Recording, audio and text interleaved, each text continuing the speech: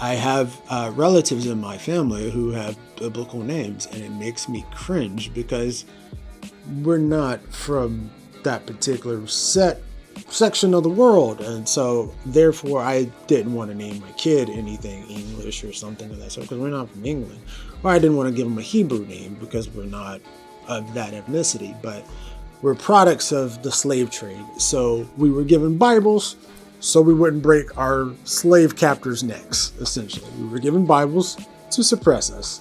So this is going to go into a bit about that. And you're going to find out that there was a dual alliance between Albert Pike, who's a notorious Freemason, and Judah Benjamin, who was a part of the Jewish Freemasons, or as we like to call B'nai B'rith. That there was a dual alliance made, and that dual alliance ended up sparking later the ADL of B'nai B'rith, and how much the ADL and the African American struggle for trying to find themselves in America, how that was co-opted by the Jewish community. Sit back and enjoy yourselves. And what I do in the book, and I'm going to be very brief here, all the details in the book, and there's a lot more about what I'm going to say that I'm going to say now. I have 3 chapters towards the end of the book. They're called Just a Coincidence, ? Just a Coincidence 2, ? Just a Coincidence 3, in which I simply detail the extremists, the ultra-Zionist extremists who were involved before, during, and after 9/11. And it is breathtaking. And before I start, let me say this. The Jewish population of the world is 0.2%. 0.2%. And if you take a mean figure, because they, depending on how you define what a Jewish person is, the mean figure is about 16 million in a world of 7.7 billion. And the people I'm identifying within that community who are not Jewish, they hate Jews, they're Sabbatean Frankists and ultra-Zionists who, not all of them will know about the cult, but they've bought the Israel right or wrong belief system. The people I'm naming are a tiny, tiny number within that 0.2% and within that 16 million. Thousands? At most, at the core. So let's have a look. It can change the way you live. It can take away everything you have. It can destroy your family and make your children's future uncertain. It has hurt more, damaged more, killed more than anything mankind has ever known. What is it? It's the B'nai B'rith, enlightening America and the world. The very word secrecy is repugnant in a free and open society. And we are, as a people, inherently and historically opposed to secret societies, to secret oaths, and to secret proceedings. We decided long ago that the dangers of excessive and unwarranted concealment of pertinent facts far outweighed the dangers which are cited to justify it. And there is very grave danger that an announced need for increased security will be seized upon by those anxious to expand its meaning to the very limits of official censorship and concealment. That I do not intend to permit to the extent that it's in my control. For we are opposed around the world by a monolithic and ruthless conspiracy that relies primarily on covert means for expanding its sphere of influence, on infiltration instead of invasion, on subversion instead of elections, on intimidation instead of free choice, on guerrillas by night instead of armies by day. It is a system which has conscripted vast human and material resources into the building of a tightly knit, highly efficient machine that combines military, diplomatic, intelligence, economic, scientific, and political operations. Its preparations are concealed, not published, Its mistakes are buried, not headlined. Its dissenters are silenced, not praised. No expenditure is questioned, no rumor is printed, no secret is revealed. What was Kennedy's the occasion of his attack? The commander. It is extremely dangerous what I'm embarking upon, simply because so many people who have attempted to reveal this history previously have been killed in the process of doing it. I have no fear, and I will finish what I start, or someone will, because it needs to be done. Tonight I begin to narrate to you a special report of the Executive Intelligence Review entitled The Ugly Truth about the ADL. Now, I want you to understand something. I am not talking about Jews. I am talking about a branch of the Illuminati, the control structure that is bringing one world government into fruition, destroying the sovereignty of nations, and many, many other things. As you will see, ladies and gentlemen, the ADL does not represent the Jewish people, but instead is using them and is manipulating them so that they innocently, as many of you have done throughout your life innocently, are helping to bring about the destruction of the sovereignty of individual nations, the destruction of individual creator-endowed, constitutionally guaranteed rights, and the formation of a one-world, totalitarian, socialist government. I want it clearly understood that the hour of the time has stated on many, many occasions that we oppose racism of any kind, in any form, by anyone. What you're going to discover is that the ADL, while calling many, many people anti-Semitic, are themselves one of the greatest racist groups that has ever existed upon the face of this earth.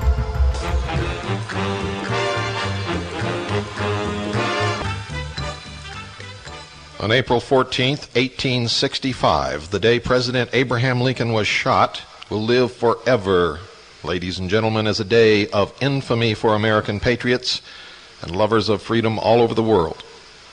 But for the leadership of the Scottish Rite of Freemasonry and the Order of B'nai B'rith and its 20th century secret police arm, the Anti-Defamation League, April 14th, 1865, is a day that will be long remembered for a very different reason.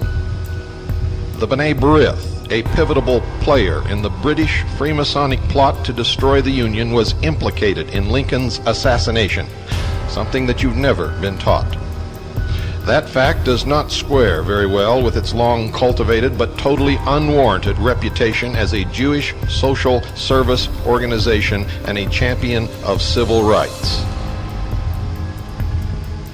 For that reason, B'nai B'rith and the ADL have gone to great lengths, ladies and gentlemen, to bury that history and much, much more. Simon Wolfe, 1835 to 1923, was the Washington, D.C. lawyer for the Order of B'nai B'rith during the entire period of the United States Civil War. He would later head the International Order of B'nai B'rith for many years. In 1862, Wolfe was arrested by Lafayette C. Baker, the chief of detectives for the city of Washington, D.C., and later Lincoln's chief of the United States Secret Service, on charges that Wolfe was involved in spying and blockade running on behalf of the Confederacy. Baker arrested Wolfe, who was the attorney representing a number of Jews accused of spying for the South, on the grounds that he was part of a conspiratorial organization working on behalf of the secessionist cause behind the lines in the nation's capital. The conspiratorial organization named by Baker was the B'nai B'rith. Both Baker and United States General Ulysses S. Grant targeted the Order of B'nai B'rith as a Confederate spy agency. Upon taking command of the Western Front in 1862, General Grant issued Order Number 11, which expelled all Jews from the military district within 24 hours of its implementation. U.S. Grant was no anti-Semite, ladies and gentlemen. He was reacting to the activities of B'nai B'rith and leading Confederates like Judah P. Benjamin. Lincoln, however, cognizant of the need to avoid blanket attacks against religious or ethnic groups, rescinded the order, which was the proper thing to do, for all Jews are not members of B'nai B'rith, and B'nai B'rith was not solely at guilt. The Civil War was actually engineered and brought about by British intelligence through their arm of the Illuminati in the United States, headed by Albert Pike, the Scottish Rite of Freemasonry, whose headquarters at that time was in Charleston, South Carolina. In 1987, B'nai B'rith authorized biography of Simon Wolf by Esther L. Panitz offered the following highly suggestive, albeit incomplete, description of Wolf's personal relationship with President Lincoln's assassin, John Wilkes Booth. Now bear in mind, folks, that this biography, written on the basis of B'nai B'rith's archives, written on the basis of B'nai B'rith's own archives, paints Wolf in the most favorable of lights. The mere fact that the author had to include Wolf's links to Booth and Wolf's earlier arrest as an alleged Confederate spy and blockade runner implies that the actual story is far uglier. I quote from the history of the B'nai B'rith. Wolf's concern for culture first expressed itself in the formation of a private club devoted to the arts and humanities and frequented by young men avid for learning. Were pride and ambition his only motives in seeking the intellectual life? Clearly, Wolf hoped that if he and his friends would devote themselves to the pursuit of learning, they would deflect the prejudicial statements of their Christian neighbors. Wolf was upset that terms such as money changers, cotton traders, and clothes dealers had become words of reproach. Locally, the group's theatrical productions received a good press. Wolf, who would often play the ghost in Hamlet or Shylock in The Merchant of Venice, bore an uncanny resemblance to John Wilkes Booth, Lincoln's assassin. Earlier in Cleveland, Booth had joined Wolf and Pikes in dramatic performances. Years afterward, Wolf remembered that he had met Booth once again at the Willard Hotel on the morning of the day Lincoln was shot. There at the bar, Booth explained that Senator John P. Hale's daughter had just rejected his marriage proposal. Wolf attributed Lincoln's murder to this personal tragedy in Booth's own life. Wolf also recalled that once he sat for a picture entitled, quote, "The Assassination of President Lincoln," end quote. In his own book, ladies and gentlemen, entitled Presidents I Have Known, Wolf says that he and his longtime acquaintance John Wilkes Booth did some drinking together at the Willard Hotel on the day Booth shot Lincoln. Wolf's and a second leading B'nai B'rith figure, Benjamin Pikes' dealings with John Wilkes Booth were hardly cultural. Nor could Wolf have possibly believed that Abraham Lincoln was killed because of John Wilkes Booth's unrequited love affair. Even John Hinckley, the would-be assassin of President Ronald Reagan, was declared insane when he tried to peddle the line that he had tried to kill Ronald Reagan due to an unfulfilled fantasy love affair with actress Jodie Foster. To understand the circumstances under which B'nai B'rith's Washington, D.C. leader and one of its founding members were circumstantially tied to the Lincoln assassination conspiracy and explicitly linked to the secessionist insurrection against the Union, it is necessary to look briefly at the circumstances under which the Order of B'nai B'rith was founded in 1843. Following the American Revolution, the British monarchy and its East India Company, colonist apparatus never for a moment abandoned their commitment to reconquer the lost colonies in North America. Although the military effort at reconquest in the War of 1812 failed, other efforts to seed the United States with British agents, some drawn from the ranks of anti-Republican Tories who were permitted to retain their citizenship and property in America under the terms of the Treaty of Paris of 1783, were more successful. In 1801, the Tory faction of United States Freemasonry, the grouping of Freemasons who had sided with England during the American Revolution, opened up shop as the Grand Council of the Princes of Jerusalem, of the Mother Supreme Council, of the Knights Commander, of the House of the Temple of Solomon, of the 33rd degree, of the ancient and accepted order of the Scottish Rite of Freemasonry in the United States. This United States-based British Freemasonic Lodge was chartered in Charleston, South Carolina. The members of this British-led secret society would direct the Confederate secessionist insurrection a half-century later, and other Scottish Rite members would be among the founders of the B'nai B'rith. They, too, would be leading Confederates. Apart from the esoteric mission of spreading an explicitly anti-Christian form of Roman pagan worship and occultism among the early generations of American citizens, the Charleston Lodge also sought to build up a network of pro-British merchants, spies, and politicians in both the North and the South, who would one day play a pivotal role in the reconquest. Many of these early Masons became wealthy through their business dealings with the British East India Company and the Dutch West India Company in both the cotton and the slave trade. Among the founding members of the Charleston Scottish Rite Lodge were many prominent Jews, including Isaac de Costa, Moses Cohen, Israel de Liban, Dr. Isaac Held, Moses Levy, and Moses Piexoto.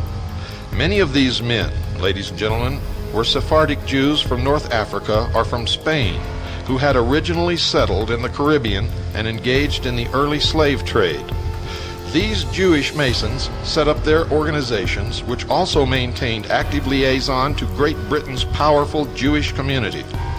The Hebrew Orphan Aid Society was one such nominally benign group that would produce one of the most rabid secessionist leaders, Judah P. Benjamin. Although today, any reports of the Freemasonic roots and structure of B'nai B'rith are usually greeted with a torrent of allegations of anti-Semitism, back in the formative years, B'nai B'rith's own magazine, The Menorah, offered the following information about the founders of the group, and listen to this very carefully. Quote, "Their reunions were frequent, and several of them being members of existing benevolent societies, especially the Order of Freemasons and Oddfellows, they finally concluded that a somewhat similar organization, but based upon the Jewish idea, would best obtain their object. The Jewish religion has many observances and customs corresponding to the secret societies known to us. The synagogue, for instance, might be compared to a lodge room. It used to be open twice a day. For a Jew desiring to find a friend, they had but to go there and make themselves known by a certain sign and token. The sign consisted of a grip with a full hand and the magical word Shalom Aleichem. The mezuzah on the doorpost was the countersign. Shema Israel, Hear, O Israel, was the password." End quote. Indeed, to this day, all local chapters of the B'nai B'rith are referred to as lodges, a practice borrowed whole cloth from the Scottish Rite. When Moses saw some Jews of this B'nai B'rith type who tried to make their religion into a pagan secret society, he took the calf which they had made and burned it in the fire and ground it into powder. And Moses returned unto the Lord and said, "O this people have sinned a great sin, and made them gods of gold." The majority of Jews in America during the first generations following independence were opposed to the idea of a Jewish Freemasonic secret society. Most Jews are ordinary people like all of you listening, and don't know anything any more about what's happening in the world than you do. They are lied to just like you are lied to. They are deceived just like you are deceived, and they are easily manipulated because throughout the history of the world, they have been chosen as the scapegoat, as the enemy. And because of that, they can be easily led by organizations such as B'nai B'rith and the Anti-Defamation League. Israel Joseph Benjamin, a noted European Jew, in his memoirs 3 Years in America, 1859 to 62, wrote of the B'nai B'rith that, quote, "This is a secret society like the Freemasons with passwords and the like, and was quite a new phenomenon for me. Still, I think the existence of such a society not at all necessary," end quote. He was right, ladies and gentlemen. The secret agenda of the B'nai B'rith, like that of the southern jurisdiction of the Scottish Rite, was to destroy the Union and pave the way for reconquest. The ultimate goal, one world totalitarian socialist government. You see, B'nai B'rith is not the synagogue. B'nai B'rith is not Jews. B'nai B'rith is not Judaism. B'nai B'rith is just another organ under a different name of the ages-old Illuminati, who practiced the ancient mystery religion of Babylon in secret. They call themselves the Great White Brotherhood, the Brotherhood of Man, the Illumined Ones. And if you've listened to our series on Mystery Babylon, you know the rest. Two leading B'nai B'rith allied figures would serve as exemplars of the strategy for permanently dividing the Union. One was Judah P. Benjamin and the other August Belmont. Benjamin, who lived from 1811 to 1884, was born in the British West Indies to Sephardic Jewish parents who moved to Charleston, South Carolina in 1827, I'm sorry. He was inducted into the Charleston Hebrew Orphan Aid Society, one of the precursors of the B'nai B'rith. After attending Yale College in New Haven, Connecticut, he was forced to drop out under a cloud of scandal. Benjamin surfaced in New Orleans, where he quickly won the patronage of John Slidell. Slidell, a United States Senator who would later play a pivotal role in the Confederacy, and sponsored the career of August Belmont, who married Slidell's daughter. With Slidell's assistance, Benjamin became a prominent attorney, even serving for a period of time in the United States Attorney for New Orleans. Benjamin gained notoriety for covering up the growing terrorist activities of the Scottish Rite-sponsored Knights of the Golden Circle, while serving as the local federal prosecutor. In 1852, Benjamin was elected United States Senator, a post he retained until the outbreak of the Civil War in 1861, when he resigned to serve the Confederacy. Benjamin was the first Confederate Attorney General. He later served as Secretary of War and Secretary of State, ultimately running the Confederate Secret Service on behalf of Confederate President Jefferson Davis. And as the Mossad does today, he used innocent Jews in the North who were opposed to the dissolution of the Union to furnish information to the intelligence arm of the Confederacy. Judah Benjamin escaped to England following the defeat of the Confederate secessionist plot. It was Benjamin's Confederate Secret Service which organized and supervised such figures in the assassination of Abraham Lincoln as John Wilkes Booth and his accomplice, John Surratt. Benjamin was charged with sedition for the Lincoln assassination, although he was never brought to trial due to his protectus status in England. With the help of a leading Rothschild political asset in England, Baron Pollock, Benjamin continued his legal career in London. He never abandoned his commitment to subvert and destroy the American Republic. However, as a wealthy lawyer for the British merchant oligarchs, Judah Benjamin collaborated with other exiled Confederate and Masonic strategists in England, such as James D. Bullock and Robert Toombs. Benjamin's continuing preoccupation with defeating Reconstruction is indicated in letters he wrote back to the United States with complaints such as these. Quote, "I have always looked with the utmost dread and distrust on the experiment of emancipation so suddenly enforced on the South by the event of the war. God knows how it will all end," end quote. And then he went on to say, quote, "The South is kept crushed under Negro rule. I can never consent to go to New Orleans and break my heart witnessing the rule of Negroes and carpetbaggers. Nothing is so abhorrent to me as radicalism which seeks to elevate the populace into the governing class," end quote. And that indeed is the sympathy of all of those who call themselves illumined. You see, we are all nothing but cattle, stupid animals, and they are the only ones who have truly mature minds, and thus are the only ones with the right to rule. The Ku Klux Klan, none of you were ever taught this, but it's the truth. The Ku Klux Klan, KKK, was founded in Tennessee in the late 1860s by the Southern Scottish Rite leadership under Albert Pike. The KKK drew its membership from the pre-Civil War Knights of the Golden Circle. Judah P. Benjamin's early role in sponsoring and protecting both the Knights of the Golden Circle and the Ku Klux Klan offers a crucial insight into the B'nai B'rith.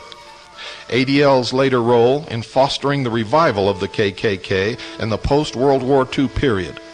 We shall return to that sordid tale, ladies and gentlemen, later in this series of broadcasts. Another Rothschild and B'nai B'rith ally who enjoyed the political patronage of Arch-Confederate John Slidell, August Belmont, was Judah Benjamin's northern counterpart, a private secretary to the British House of Rothschild who arrived in New York City from London in 1837. Belmont rose to the chairmanship of the Democratic Party, a position he held for 20 years. Belmont was a leading advocate of free trade and states' rights, both cornerstones of the British Reconquest scheme. Prior to his emergence as a leading figure in the National Democratic Party, Belmont worked closely with the Charleston, South Carolina B'nai B'rith in fomenting radicalism among Americans' youth. The effort was in this case run directly by the Mother Lodge of the Scottish Rite in England, then under the command of Britain's Prime Minister, Lord Palmerston.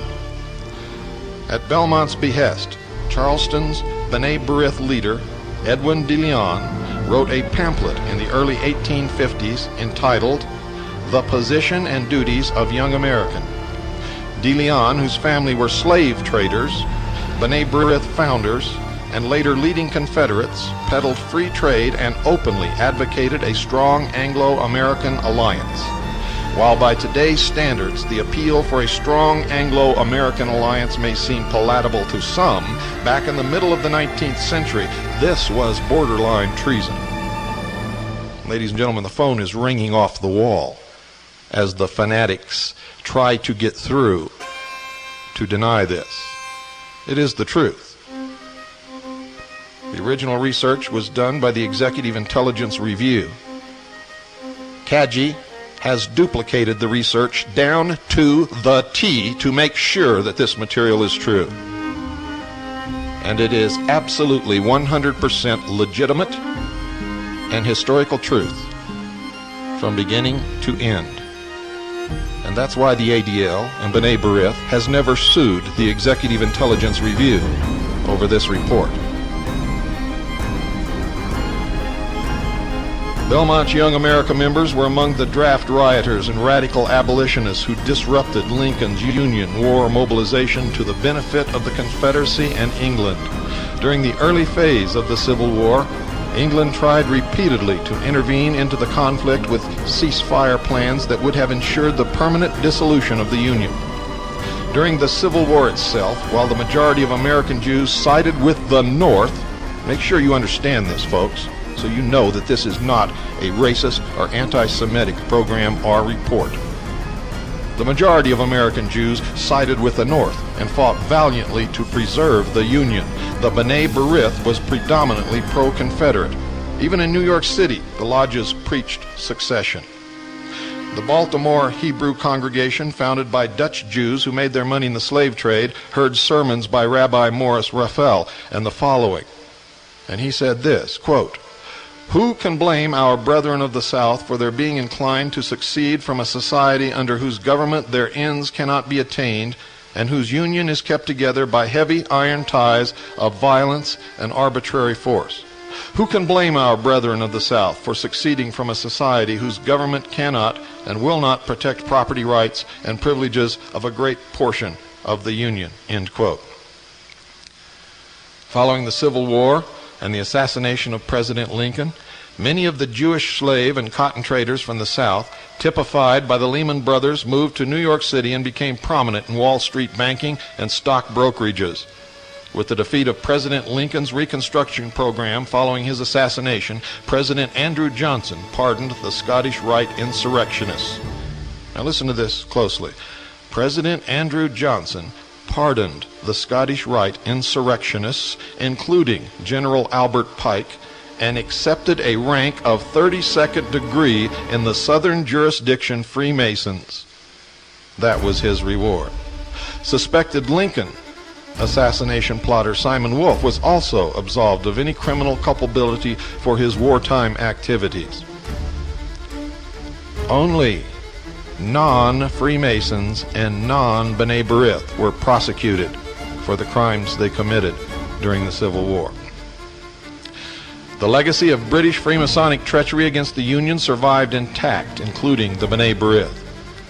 Although the slave trade nominally was banned in the United States as a result of Lincoln's Emancipation Proclamation, a new form of slavery had already been launched by the British East India Company and its Scottish Rite directors, including the same Lord Palmerston who had played so pivotal a role in the secessionist insurrection. The new form of slavery was drugs, opium. Henry Carey, one of the architects of Abraham Lincoln's Reconstruction program and a leading proponent of the American system of political economy, warned about Britain's opium war against China and India in his 1853 book, The Slave Trade, Domestic and Foreign.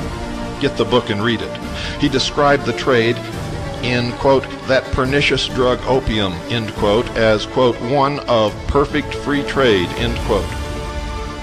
Defeated in the secessionist insurrectionist plot, Britain and its fifth column of agents in both the North and the South would eventually regroup around a strategy for running an opium war against the United States. As the reader will learn in later chapters, the B'nai B'rith and its Anti-Defamation League secret lodge played a central role in the drugging of America. Like a phoenix from the ashes of Sherman's march to the sea, Atlanta sprung forth as the gateway to the New South, attracting a diverse array of businesses and workers to Georgia's capital. One of these workers was former farm girl, 13-year-old Mary Fagan, who had recently been laid off at the National Pencil Company, then managed by 29-year-old Superintendent Leo Frank, a man of German Jewish descent who grew up in New York, eventually graduating from Cornell University, and traveled throughout Europe to learn the ways of business.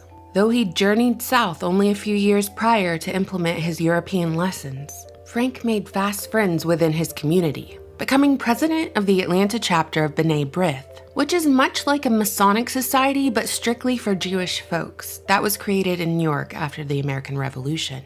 On Saturday, April 26, 1913, on the day of what was once celebrated as Confederate Memorial Day, little Mary Fagan entered the office of her boss, Leo Frank, to collect her pay of $1.20. Frank would be the last known person to see Mary alive. The next day, in the wee hours of morning, Newt Lee, the night watchman, discovered a horrible scene in the basement of the factory, where Mary's brutally beaten body was left atop of a flurry of pencil shavings, with a cord cinched around her neck, her autopsy later revealing she'd been raped. And beside her corpse were two notes describing her murderer, a long, tall black man called the Night Witch, written through Mary's perspective, as though she jotted it down during her final moments. The black night watchman who discovered Mary's body was immediately brought into the police station as a suspect, and police wasted no time in attempting to get a confession out of him, even going as far as firing off a gun next to his head during the interrogation. But that confession never came. More suspects were arrested as pressure mounted to find Mary's killer, but eventually only 2 suspects remained. The first was Jim Conley, the pencil factory's black janitor, who held the lowest status job at the factory but was paid 50% more than white child laborers, and held special privilege of never having to punch the clock as granted by Frank, and was seen washing red stains out of his shirt while at the factory, which police later determined to be rust. And the second suspect was Leo Frank, the last person to admit seeing Mary alive. Frank quickly hired the best defense team money could buy to prove his innocence in the murder trial that made front-page headlines that entire summer. In the courtroom and beyond, lies were told, stories rehashed, true character revealed, and bribes offered. The case began to heat up after Conley admitted that he wasn't illiterate like he originally claimed. And in fact, he swore that Leo Frank paid him to write the murder notes, framing Conley's entire involvement as an accomplice in the murder of Mary Fagan, with Leo Frank as the main suspect. Refusing to be cross-examined unlike the other suspects, Frank's story began to unravel as his accounts of what occurred after Mary left his office started to change with each recollection. Originally, Frank swore that he stayed in his office following Mary's departure after receiving her pay envelope. But later, Frank stated he might have taken an unconscious bathroom break that would have placed him walking past the metal room, the site where Mary was believed to have been murdered, and at the suspected time when the attack occurred. Another young worker was called to the witness stand, claiming that she had gone to Frank's office right after Mary left, and Frank wasn't there. She even waited around for a bit, but concluded that Frank had gone home for the day. The character witnesses included a string of female employees who all had the same thing to say about Frank. He was a touchy, leery pervert with a penchant for young girls. So after a drawn-out trial that garnered immense public attention, and claims from the prosecution that alleged bribery and witness tampering from Frank's legal team, the grand jury reached a unanimous verdict. A grand jury which, by the way, included Jewish members. They'd all decided that Leo Frank was guilty. After being convicted of murder, the judge sentenced Frank to death by hanging, which was set to be carried out that October, but after Frank's legal team attempted several failed appeals all the way up to the federal level, attorney and Georgia Governor Slayton eventually had Frank's sentence reduced to life in prison. The public response was one of anger, as they believed the justice system had failed the real victim, Mary Fagan, because of under-the-table deals and conflicts of interest, given that Governor Slayton was a partner at the law firm of Frank's defense. On August 16, 1915, a group of about 25 men who called themselves the Knights of Mary Fagan kidnapped Frank from prison and lynched him in Marietta, Georgia, his body facing the direction of the Fagan residence.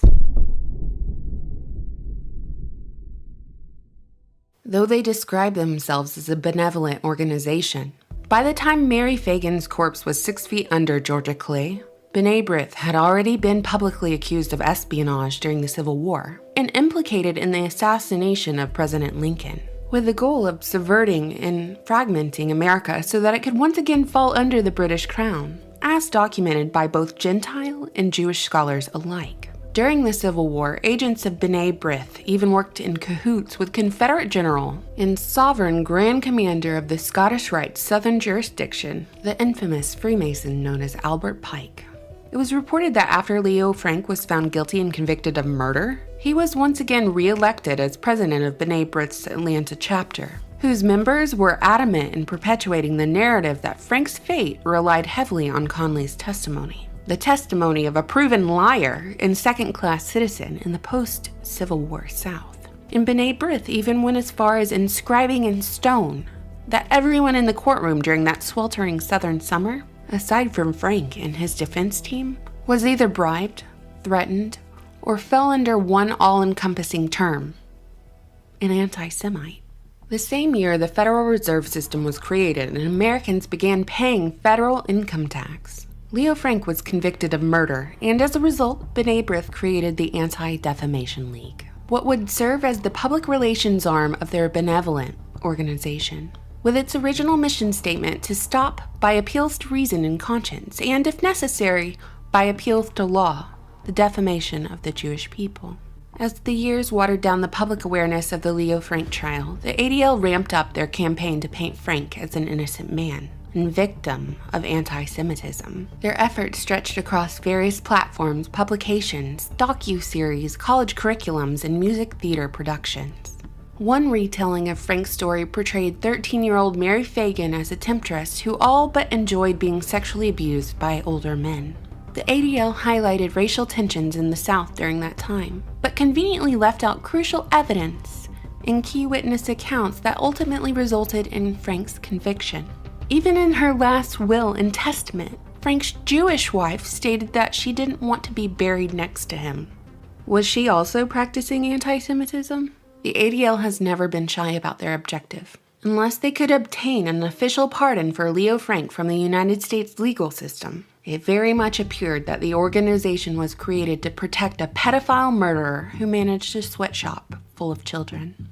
In 1982, it seemed like the ADL would get exactly what they wanted when Alonzo Mann, in his old age, came forward with a statement. He'd lied in 1913 during his sworn testimony. He corrected the record, saying that on April 26, 1913, when he was a 14-year-old office boy at the National Pencil Company, he witnessed Jim Conley carrying the body of Mary Fagan. And when Conley realized he'd been caught, he threatened Mann's life, saying that if he told anyone, he'd kill him. So 67 years after Frank was lynched, Mann came clean, which started the process of the ADL petitioning for a pardon. But what the ADL considered a bombshell only confirmed Conley's testimony.